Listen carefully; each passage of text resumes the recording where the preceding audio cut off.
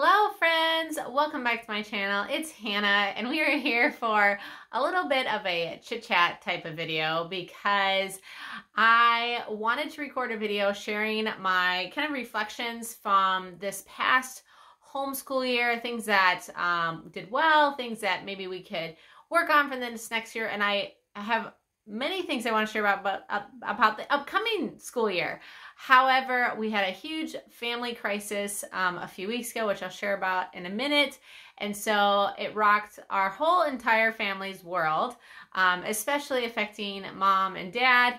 And so life kind of just went on pause, which also affected the end of our school year and just a lot of things. So I'm going to share a little life update, how things have been going around here, how we are surviving. Summer's kind of kicked off. We've kind of gotten into a new routine. And then I want to share about, my reflections on our past school year. And I really like to hear from each of you that follow me on this channel. And so if you want to share maybe your best moment or your favorite thing from your 2022-2023 school year, I would love to hear about it in the comments and just get to know you and your family and your homeschool life a little bit more. So if you're new to my channel, my name is Hannah. I'm so happy you are here. I'm a homeschool mom of 4 kids, 9, 7, 4, and 1. And on this channel, I just share about our homeschool journey, hoping to just encourage you and empower you in your life as a woman, as a mother, and as a wife. And so I'm so thankful you are here. First of all, I got to give you a little bit of a life update. And this will explain why I haven't had any videos for, I think, a few weeks. It has been a little bit of a crazy season. So a few weeks ago, my husband, who's a personal trainer and he is a strong man athlete, he had a very bad lifting accident in the gym and broke both of his wrists and his forearm. So he basically has been crippled the last 3 weeks or longer. And so our life just got rocked. It was right in the middle at the end of our school year.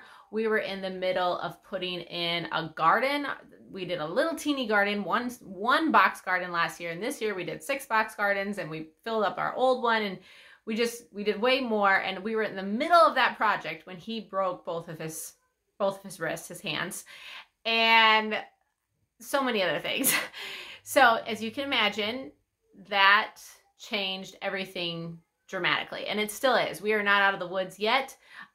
He's doing his own kind of therapy and physical therapy, and he's pushing himself to get better as quickly as he can. And so he's trying to do some things for himself. In the very first few weeks, I had to open bottles for him. I had to open the doorknob. We had to put on his deodorant. He couldn't do anything. Drying him off at the shower, anything you can imagine you do with your hands, he couldn't do it. And so, of course, that meant our job as a family. My older daughter really had to step it in and help me with the 1-year-old, and it was very, very busy. My husband works from home. He's a personal trainer, and so I had to work with him and his clients, and it's just been a tough few weeks. So thank you for bearing with me on this channel. There were many things I had planned and scheduled to share with you these past few weeks, and there was just no time to record anything. And so I still want to share a lot of those things that I have planned. They're just going to come over the summer, and that's okay, right? So that was our big life update. We did wrap up school, and I'm very excited to just think about this next upcoming year. I had our homeschool haul, which was a lot of the curriculum that we choose, but I have another video that I'll be recording just sharing my thoughts on the upcoming year. So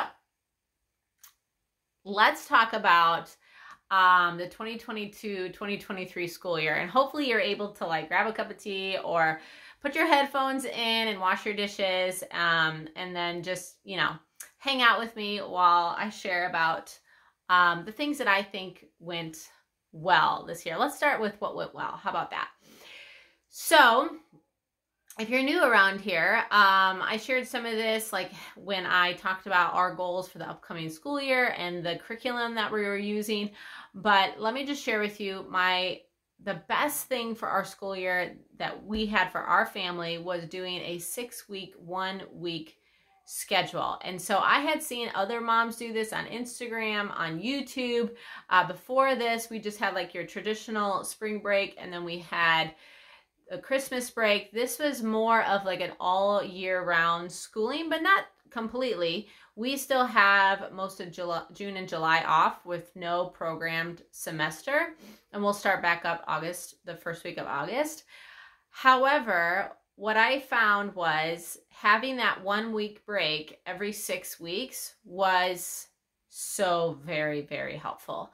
As a mom, my kids were looking forward to kind of that 6 week break. It's not so long where you're sacrificing the rhythm, your family rhythm. I feel like it's just like taking a vacation. And so it just gives you time to kind of like catch up on any household projects you need to catch up, plan for the next semester, maybe take a field trip with your family. So it's not so long where it throws anything off, but it's just enough. And so we did 6 weeks, and then we took a week off, and we did 6 weeks, and we took a week off.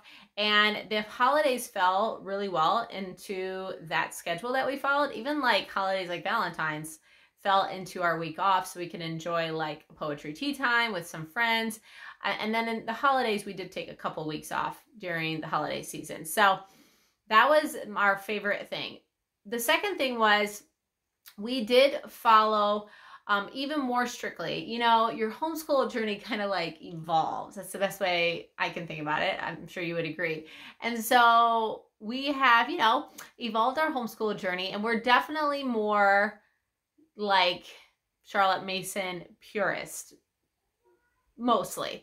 In fact, this next school year, we'll be doing a lot of Ambleside online, and except for a few family subjects, we're going to be following that pretty closely. This past year, we did a lot of the Charlotte Mason. This was our first year that I feel like it was almost fully Charlotte Mason with narrations and exams, and so that worked really well for our family. I think that the girls flourished in it. We retained way more information than we had the previous couple of years.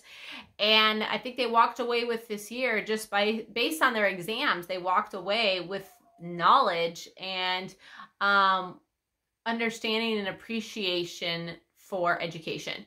And not just facts and memorization and getting A's, but actually having like this rich value of what we have learned. And so the subjects that we, you know, go over, a lot of them are laid out, and what I followed was the Simply Charlotte Mason kind of schedule, which was similar to any Charlotte Mason schedule that you follow out there, like Ambleside.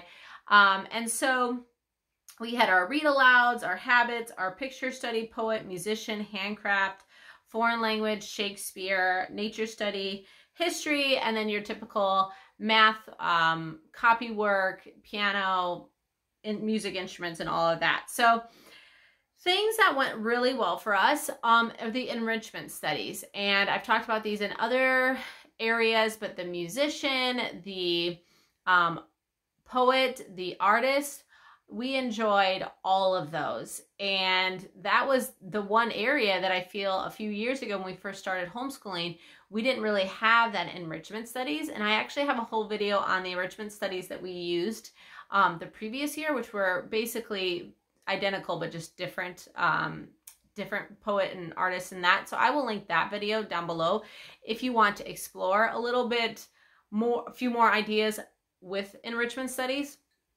But that was definitely a highlight of our school year. We really enjoyed Spanish.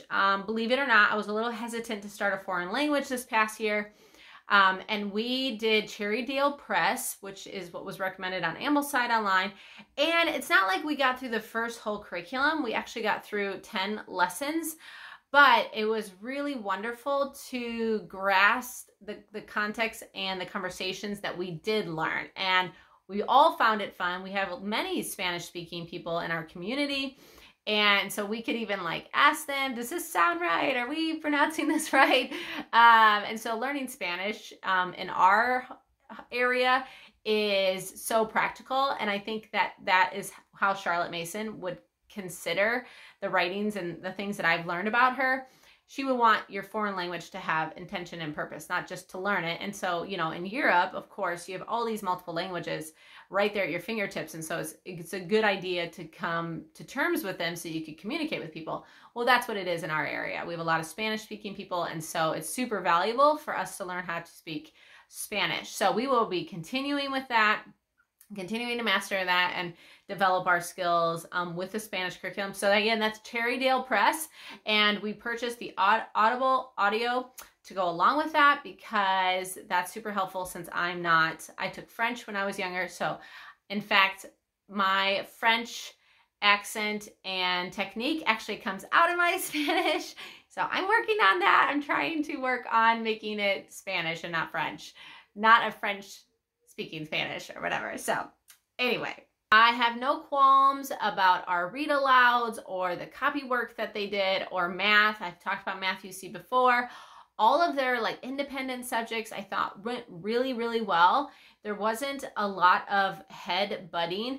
Some day-to-day typical, you know, I don't feel like doing this today, but we just kind of, you know, pushed through that and guided through that sometimes by, you know, changing what we were working on and just shifting the day and working through it. And then we kept on with all of our independent work. So that's going to look very similar. And I'll be recording each of their grades individually on their own video of what subjects and what curriculum we will be using for my two daughters. They are going to be in 5th grade and 3rd grade. And then my son will be 4.5, so not quite any sort of formal education yet, but I did get him some curriculum just to enjoy along with his sisters. One area that I would really like to work on, and I know it's really on me, and I need to take the time, you know, this summer before we start our next semester and really consider how can I initiate this subject so that when we go to exams and where we are narrating and recalling the things that we learned, we will have a better outcome. And so that would be in the terms of natural history. So, and geography and nature study. So if you have a favorite way that your family does those 3 things, geography, you know, natural history, or nature study, I would love to hear it down below. Because I'm still kind of mulling and thinking over the ideas that might work for our family. We actually did a ton of nature hikes. However, I was not strict with the kids doing observations and journaling. And so we are hoping to have a little more formalness to our nature hikes this coming year, or have some that are specific for us to do that as a group of Charlotte Mason homeschoolers, because it is really important for the kids to learn how to observe. And, you know, when we did exams, just put it this way, when we did exams this spring, not in the last fall we did better about this, and even the winter, but in the spring, I asked them what was their favorite thing that they remember from their nature hike, and they didn't really recall any of the specific spring plants and trees. And so I knew that was due to my efforts in having them kind of narrate their nature studies. So something we want to work on. And geography, we had just figured out, we had finished the Ambleside Online recommended reading from elementary geography and home geography, those 2 books. And so I just think that we needed more in our spring semester, and I didn't really know where to glean from, besides reading some really good picture books for like spring and then now summer. So that is something that I'm still kind of mulling over in the science department, because I think that I have like this innate feeling that I want like workbooks, but I know they're not necessary. In fact, I just finished the book by Karen Glass, In Vital Harmony. At the very end of the book, she kind of summarizes everything, and she summarized science, and it really is trying to help the children see and have wonder about the world around us. And so it's just it's my mind grasping the science of relations when it comes to nature and how to connect that. And I know that is something that I'm still kind of, I think, connecting myself. I mean, how many of you guys are like Charlotte Mason students? That'd be me. So I think as my mind creates the relation between, living books and nature study and, also the science behind it and, more detailed understanding of like, the life cycle of plants or whatnot. Maybe I'm overthinking it. I would love to hear your thoughts in the comments. Like right now, so my husband got injured and we put in this, I ended up putting in this huge garden because he couldn't help and my parents helped, which was super, super wonderful. But I'm learning a lot and bringing the kids alongside just our garden. So is that enough? I don't know. I have there's this person in you that you're always fighting this Western idea of education. And it's yeah, I know that's enough. Just learning how to garden and how this happens and what we need to put on the plants and how to make them grow and all of these things. But anyway, all that to say, that is one area I feel like in our school that the relationship has yet to be connected, the science of relations. And so working on that, and I'd love to hear your thoughts on that. And maybe you just say, Hannah, you're overthinking it. They're learning plenty about natural history and science just by reading good books and, be more, thorough about having them draw nature itself. But I digress. So that is an area that I would like to improve this next year. I've actually had a lot of questions about mystery history and how we use that in our homeschool. And we have been using that for 3 years. Early the last 2 years, we have used mystery history. And I would say this without yet doing a full video on it. We use mystery history as a guideline. And so we almost use mystery history as an outline. The lessons are not dry. I actually love how she writes. She writes very personal. That's writing the lessons. And so it sounds like I'm talking through her, right? So the lessons are great. It's just, they are just a reading lesson. You're reading a historical lesson. So it's very factual, this is the person, or this is the war, or this is the event. And we have been going through ancient history. We stopped right at the Romans this past year. So what I do with mystery history is I bring alongside living books from those time periods, from those historical time periods, and that has really helped, okay? Because then you're still getting the development of a character or morals, but they're still learning about, Egypt or Greece or any of these areas in the culture and in the country, but through books. So you have history that kind of gives you a guideline of what to talk about. And then you as a teacher can then do your research and find books that go with that country or with that time period to help the ideas stick. And that's been really helpful. We're going to be really tapping into Ambleside Online this next year since we stopped in mystery history right at the Romans. I'm going to kind of look through the first 4 years of Ambleside and just see what I think is relevant. But I want history to stay as a family subject. I want the girls to learn, and even Michael alongside us, I want them to kind of learn that together. I think it's great. We enjoy that in our morning time. So I want that to stay that way. And so I plan on continuing to use mystery history as our guideline and then just add in more required reading for my soon-to-be 5th grader, things that she should be working up to according to an Ambleside PNEU kind of standard. And so kind of working her up to that. So that's what I would say about mystery history. That's how we use it. I don't have any sort of loyalty to mystery history, not like the loyalty that I have to Simply Charlotte Mason. I love everything I've ever bought from Simply Charlotte Mason. And the same with Matthew C. I'm sold, ship and hook and sinker and everything on Matthew C. But in terms mystery history, I just think it's a great outline. There's probably a lot of great history books out there. It is from a Christian perspective.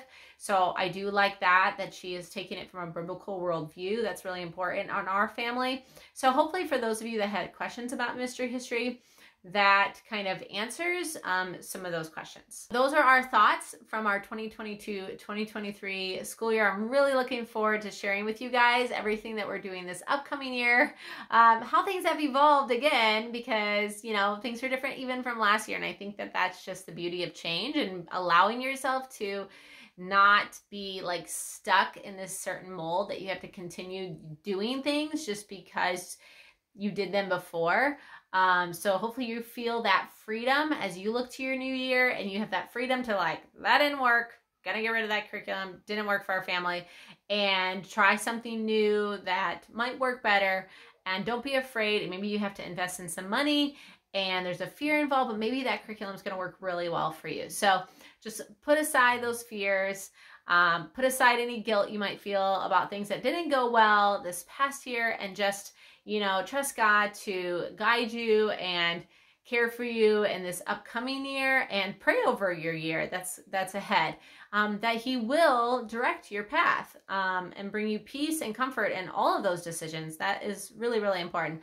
But if you haven't already, take some time and journal and reflect about your last year, and think about, you know, what went well and what do you want to improve, and, you know, where did you see God move in you and your kids this past year. So hopefully this video was helpful. If it was, give it a thumbs up and subscribe to our channel, and I'll see you in our next video. Bye.